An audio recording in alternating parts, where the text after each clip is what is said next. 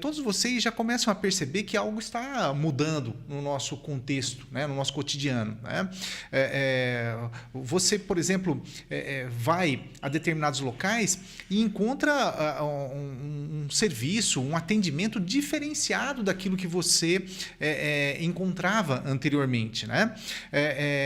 Então, por exemplo, quando a gente faz uma pergunta simples, né, se você percebe que algo está mudando no seu dia a dia, você com certeza já deve ter percebido que situações onde nós lidávamos, né, de forma onde você perguntava para as pessoas como fazer, como realizar um serviço, tinha um atendente que obviamente fazia aquele serviço para você, isso tem mudado, né, de uma certa forma. Quando a gente imaginaria que, por exemplo, a locadora estaria dentro da sua casa, como esses serviços de streaming, né, como a Netflix, né, que nós podemos citar, né, que é tão conhecida por vocês, e tantas outras. Então, é nesse sentido que eu falo de uma mudança que está já acontecendo. No nosso país, nós ainda temos uma educação extremamente tradicionalista.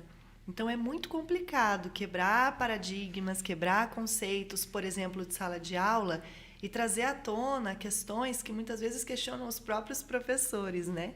E quando a gente fala dessa educação do futuro, para o futuro, nós estamos falando, a gente fala tanto, por exemplo, em protagonistas, né?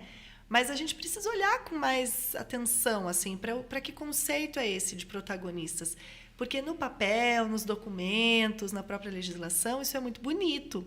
Mas e aí, será que isso realmente acontece? Quando a gente fala de escola, o primeiro lugar, eu acho que todo mundo imagina, é a sala de aula, né? Porque todas as escolas têm as suas salas de aula, as suas salas de referência. E algo que me inquieta demais, a gente ainda tem a ideia dos alunos enfileirados, do professor à frente falando, e eu acho que esse é um dos princípios para que a gente possa pensar nessa educação do futuro. O professor, ele não tira o lugar dele, pelo contrário, ele se transforma. Bem como você disse, de como as coisas se transformam. A gente sempre conversa, né, Gilson, que o conhecimento ele está disponível, muito disponível, em todos os lugares. Eu estou com o celular na mão, eu digito algo, eu vou lá no Maps, eu encontro os lugares que eu quero, por exemplo, né? Ou eu vou ver alguma questão histórica, enfim. Nós temos na palma da mão muitos recursos, mas a questão é como filtrar esses recursos, como ter um entendimento do que é realmente verdadeiro, científico, com base, né? Perdão.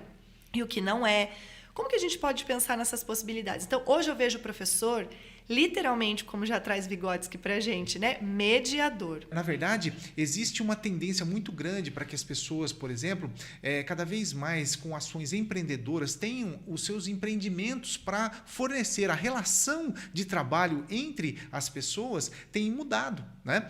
Então, por exemplo, hoje eu posso fazer parte de uma equipe internacional e morar aqui em Ourinhos. Né? Com a pandemia, que a Janaína bem citou no começo, nós tivemos que nos adaptar. E esta adaptação fez com que a gente aprendesse coisas novas. Exatamente essa capacidade de ir rumo à excelência. O homem pode melhorar. Por isso que quando a gente... Aí voltando à questão do erro, por isso que quando a gente comete um erro, um gato, por exemplo, ele não vai viver diferente daquilo que está programado. Se você der um prato de alpiste para o gato, ele vai morrer de fome. Mas não vai fazer, sei lá, nada com aquilo lá. O homem, pelo contrário, vai, sei lá, transformar aquilo de uma forma que ele consiga sobreviver até chegar a uma outra opção. Então, quem é que inova? O homem inova, cria, busca, enfrenta, tem que aprender com os seus erros. Né? Então, por isso é que nós temos escolhas. O ser humano tem escolhas.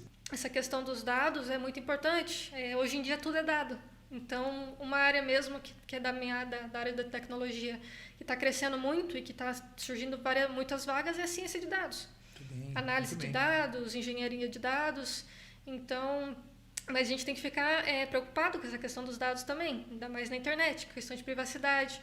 Por isso também as empresas hoje em dia têm que estar muito preocupadas com a questão da Lei Geral de Proteção de Dados. Muito bem, perfeito. Então, essa questão dos dados a gente pode utilizar para gerar relatórios, mas também tem que ter um certo cuidado. Não pode disponibilizar dados pessoais das pessoas, tem que tomar um cuidado quanto a essa questão. Hoje nós temos que estar atentos a esse tipo de situação. Né? Professora Narda, né, a gente percebe que as crianças devem ser orientadas também desde cedo, principalmente com acessos, né? Nós tivemos um caso terrível agora no Espírito Santo, né, que a gente viu, e em depoimentos este aluno, né, disse que aprendeu tudo pela internet. Então, assim, é super complicado, né? Os pais têm que estar atentos a esse tipo de situação, né?